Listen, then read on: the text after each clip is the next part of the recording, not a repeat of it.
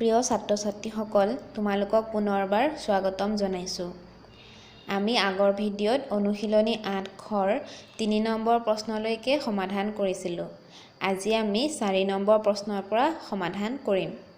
তোমালোকে যদি আগৰ ভিডিঅ'কেইটা চোৱা নাই তেনেহ'লে প্লেলিষ্টত গৈ চাই ল'ব পাৰিবা। এতিয়া তোমালোকৰ পাঠ্যপুথিত ৪ নম্বৰ প্ৰশ্নটো দিছে দিনলৈ নিয়া, কটো দিছে ৪ সপ্তাহ। আমি ৪ সপ্তাহক দিনলৈ নিব লাগে। এতিয়া আহাচোন আমি কেনেকৈ নিম সেই বিষয়ে আমি আলোচনা কৰোঁ। আমি প্ৰথমতে ৪ সপ্তাহক দিনলৈ পৰিৱৰ্তন কৰাৰ আগতে ১ সপ্তাহত কিমান দিন থাকে সেইটো জানিব লাগিব। এতিয়া আমি জানো যে ১ সপ্তাহত থাকে ৭ দিন। এতিয়া ৪ সপ্তাহত কিমান দিন থাকে সেইটো জানিবলৈ হ'লে আমি ৪ সপ্তাহৰ লগত ৭ পূৰণ কৰিব লাগিব।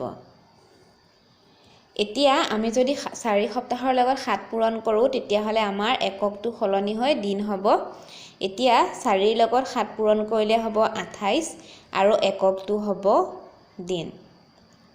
তোমালোকে এতিয়া নিশ্চয় সপ্তাহটো কেনেকৈ দিনলৈ পৰিৱৰ্তন কৰে সেই বিষয়ে জানিব পাৰিলা। এতিয়া আহাচোন আমি পিছৰ প্ৰশ্নটো সমাধান কৰোঁ। এতিয়া আমাক খটো দিছে ৬ সপ্তাহ ৩ দিন। এতিয়া আমি প্ৰথমতে ৬ সপ্তাহটোক দিনলৈ পৰিৱৰ্তন কৰি ল'ব লাগিব। সপ্তাহটো দিনলৈ পৰিৱৰ্তন কৰিবলৈ হ'লে আমি কিহেৰে পূৰণ কৰোঁ? ৭ৰে পূৰণ কৰোঁ। গতিকে আমি ৬ সপ্তাহক যদি দিনলৈ পৰিৱৰ্তন কৰিব লগা হয় তেতিয়াহ'লে আমি ৭ৰ লগত পূৰণ কৰিব লাগিব। এতিয়া ৬ × ৭ গুণ কিমান হ'ব? ৪২ আৰু এককটো হ'ব দিন। এতিয়া প্ৰশ্নটোত চোৱা, আমাক দিছিলে ৬ সপ্তাহ ৩ দিন। এই ৩ দিনটো ইয়াৰ লগতে যোগ হৈ আছে। এতিয়া আমি কিমান পালোঁ? সপ্তাহটোক দিনলৈ পৰিৱৰ্তন কৰিলোঁ। এতিয়া যিহেতু ইয়াতো দিন আছে আৰু ইয়াতো দিন হয়, অৰ্থাৎ একক দুটা একে, গতিকে আমি এই ৩ দিনটো ৪২ দিনৰ লগত যোগ দিব লাগিব। আমি ৪২ দিনৰ লগত ৩ দিনটো যোগ কৰিম।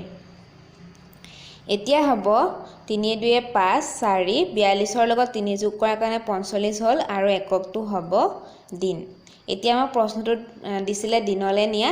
এতিয়া আমি দিনলৈ নিলোঁ, অৰ্থাৎ ৬ সপ্তাহ ৩ দিনক দিনলৈ নিলে হ'ব ৪৫ দিন। ছাত্ৰ ছাত্ৰীসকল, আমি ৪ নম্বৰ ক আৰু খটোক সমাধান কৰিলোঁ। গটোত দিছে ৯ সপ্তাহ ৫ দিন। যিহেতু সেইটো ইয়াৰ লগত একে, গতিকে তোমালোকে এইটো ঘৰতে কৰিবলৈ যত্ন কৰিবা। এতিয়া আহাচোন আমি ঘৰটো সমাধান কৰিবলৈ চেষ্টা কৰোঁ।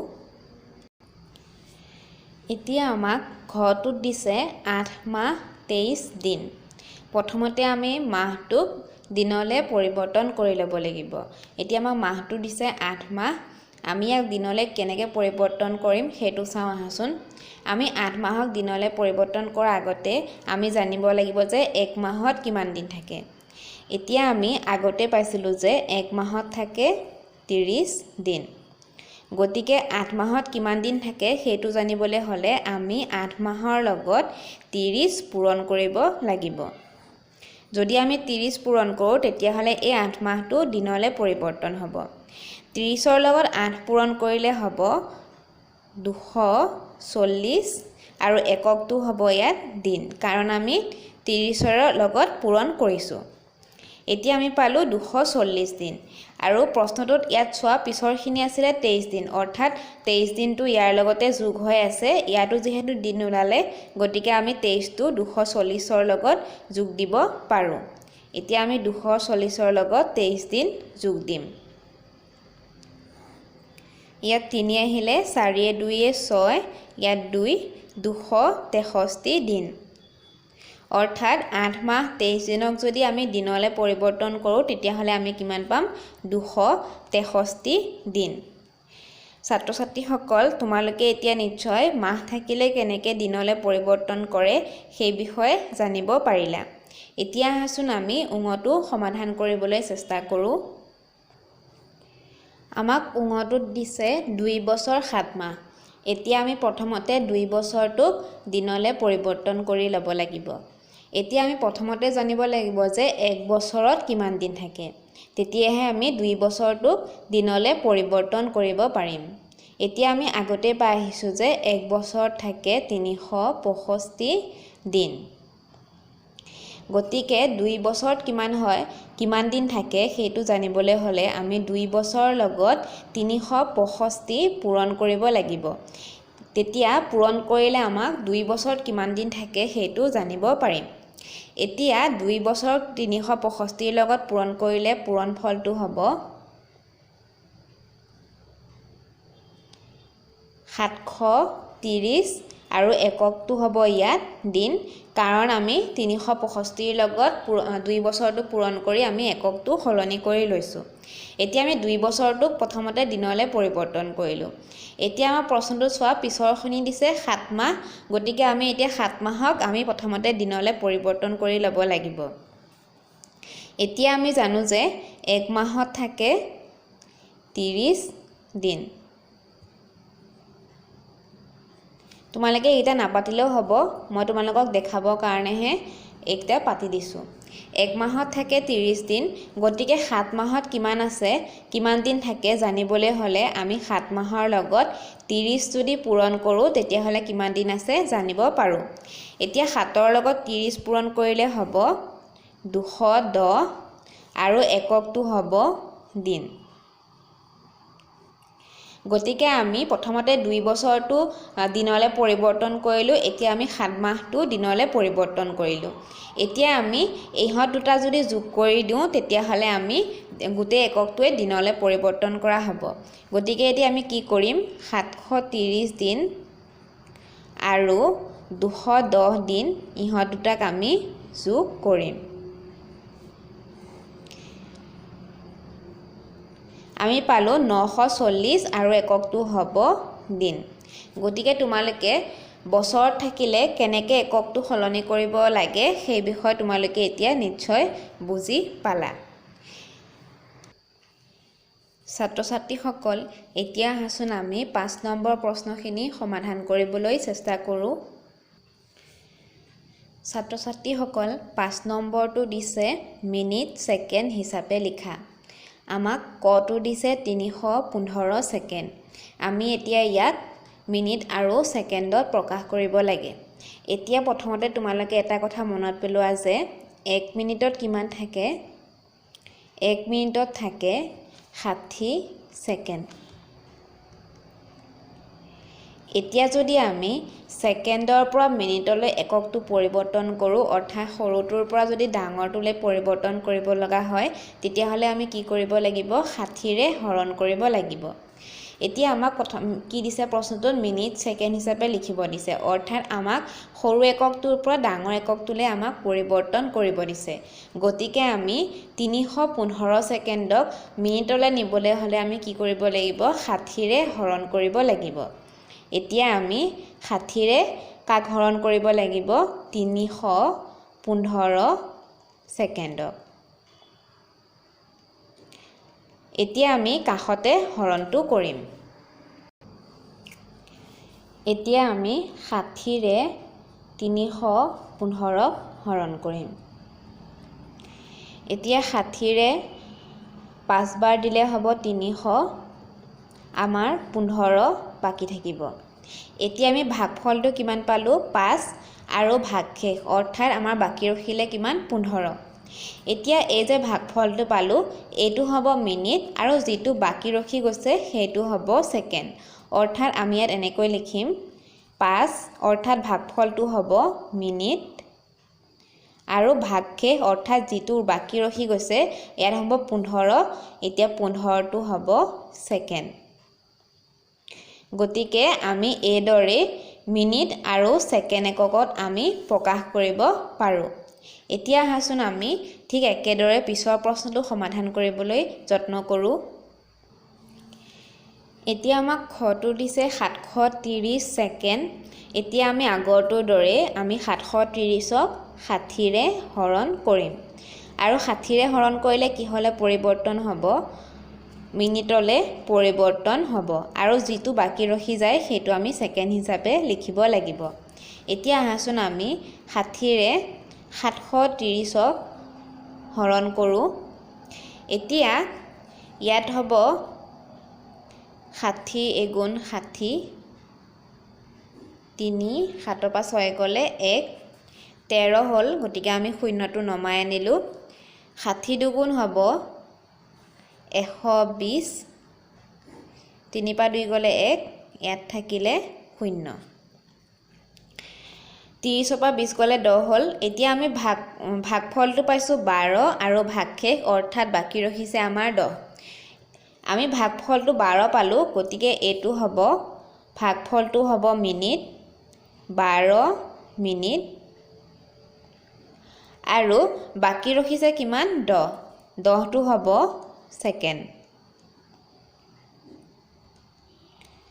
ছাত্ৰ ছাত্ৰীসকল তোমালোকে এতিয়া নিশ্চয় কেনেকৈ মিনিট আৰু সেকেন্ড এককত প্ৰকাশ কৰিব পাৰি 60ৰে হৰণ কৰি সেই বিষয়ে ভালদৰে বুজিব পাৰিলা পিছৰ প্ৰশ্ন দুটাও যিহেতু একে গতিকে তোমালোকে এই দুটা ঘৰতে কৰিবলৈ চেষ্টা কৰিবা কাৰণ তোমালোকে তেতিয়াহে নিজে গম পাবা কৰিব পাৰিছানে নাই এতিয়া আমি 6 নম্বৰ প্ৰশ্নটো সমাধান কৰিবলৈ চেষ্টা কৰিম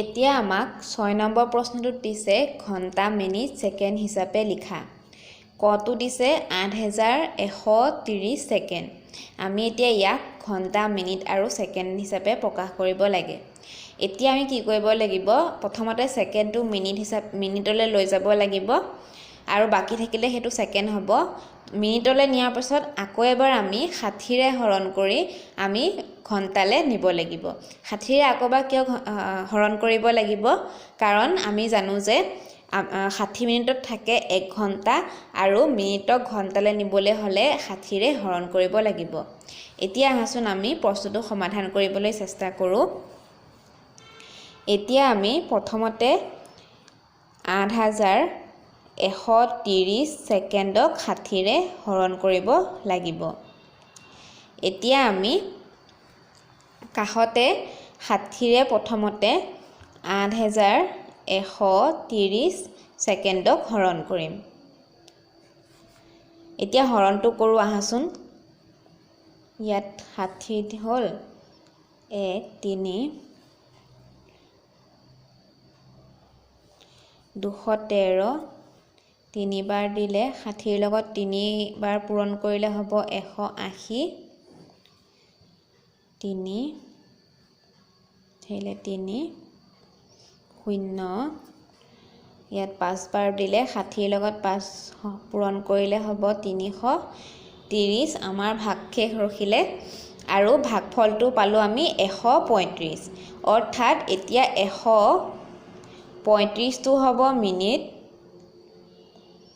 আৰু আমাৰ বাকি ৰখিছে কিমান 30 এই 30 টো হ'ব সেকেন্ড এতিয়া আমি কলৈ নিলো প্ৰথমতে মিনিট আৰু সেকেন্ডত প্ৰকাশ কৰিলো প্ৰশ্নটোত দিছিলে ঘণ্টা মিনিট সেকেন্ড হিচাপে লিখিব দিছিলে এতিয়া আমি মিনিটটো কি হলে নিব লাগিব ঘণ্টালে নিব লাগিব এতিয়া আমি জানো যে 60 মিনিটত 1 ঘণ্টা এতিয়া যদি আমি মিনিটৰ পৰা অৰ্থাৎ সৰুটোৰ পৰা ডাঙৰটোলে যদি পৰিৱৰ্তন কৰিব লগা হয় অৰ্থাৎ মিনিটৰ পৰা যদি ঘণ্টালে পৰিৱৰ্তন কৰিব লগা হয় 60ৰে হৰণ কৰিব লাগে গতিকে এতিয়া আমি 135ক আকৌ এবাৰ আমি 60ৰে হৰণ কৰিম যেহেতু এটো সেকেন্ডে আছে গতিকে আমি সেকেন্ডটোক হৰণ সেকেন্ড যেহেতু আছে গতিকে আমি এক হৰণ কৰিব নালাগে আমি মিনিটটোক আমি ঘণ্টালে পৰিৱৰ্তন কৰিম এতিয়া 60ৰে 135 মিনিটক আমি হৰণ কৰিম হৰণটো কৰিলে পাওঁ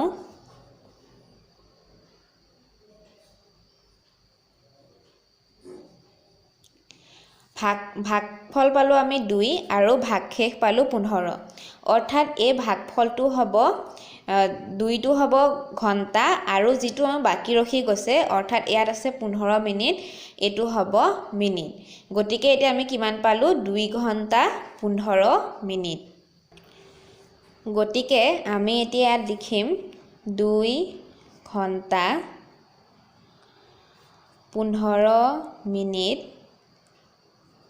মইতো মি বুলিয়ে লিখি দিছো কাৰণটো পাতিবলৈ ঠাই নহ'ব আৰু এইফালে আমি 30 ছেকেণ্ডটো নমাই আনিলোঁ গতিকে আমাৰ এতিয়া সমাধানটো হ'ল 2 ঘণ্টা 15 মিনিট 30 ছেকেণ্ড এতিয়া মই এইটো আকৌ এবাৰ বুজাই দিছোঁ আমাক প্ৰশ্নটো দিছিলে 8130 ছেকেণ্ড আমি প্ৰথমতে ইয়াক মিনিট আৰু ছেকেণ্ডলৈ পৰিৱৰ্তন কৰি ললোঁ কি কেনেকৈ পৰিৱৰ্তন কৰিলোঁ 8130ক আমি 60ৰে হৰণ কৰিলোঁ 60ৰে হৰণ কৰোঁতে আমি ভাগফল পালোঁ 135 আৰু ভাগশেষ পালোঁ 30 135টো হ'ল মিনিট আৰু যিটো ৰখি গৈছে সেইটো হ'ব ছেকেণ্ড ইয়াত 135টো আমি মিনিট হিচাপে পালোঁ আৰু 30টো ছেকেণ্ড হিচাপে পালোঁ এতিয়া আমি 135 মিনিট 30 ছেকেণ্ডক আকৌ আমি এবাৰ ঘণ্টা মিনিট আৰু ছেকেণ্ডলৈ পৰিৱৰ্তন কৰিব লাগে গতিকে আমি জানো যে মিনিটৰ পৰা ঘণ্টালৈ পৰিৱৰ্তন কৰিবলৈ হ'লে 60ৰে হৰণ কৰিব লাগে